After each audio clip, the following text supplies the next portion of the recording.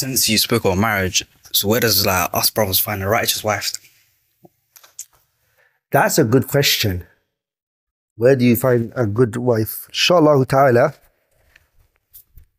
look in the right direction. That's all I can say. I don't know. I'm not a good brothers. When I talk about, that's why I stopped talking about issues of marriage and all those things because brothers, when it finishes, they're like, Sheikh, can you help me?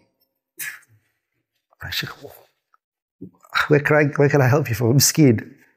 So, I just believe الأرواح جنود المجندة ما تعارف من ائتلف وما تناكر من اختلف. If you look in the right directions, the places of khair, you're going to find a person of khair, inshallah ta'ala.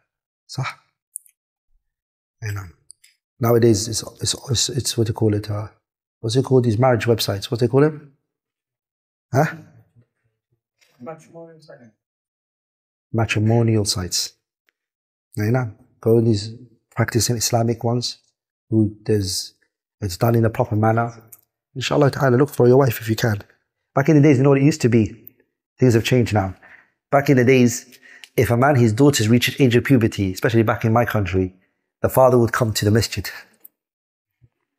And he would speak in front of the congregation and say, I have a daughter. She's reached age of puberty. Any man who is ready, who's got the financial ability, is also, mashallah, he's got religion, come forward, inshallah ta'ala. That was the way it used to be done. I will tell them. And by the way, if you've got sisters, that's what you should do. That's a good point. If you've got a sister and you know there's a brother in the masjid and he's practicing, he's upon deen, it's not a bad thing to say, Akhi, I have a sister, Akhi. Can I help you, inshallah ta'ala? Can you bring your family? And I'll bring my father and my family.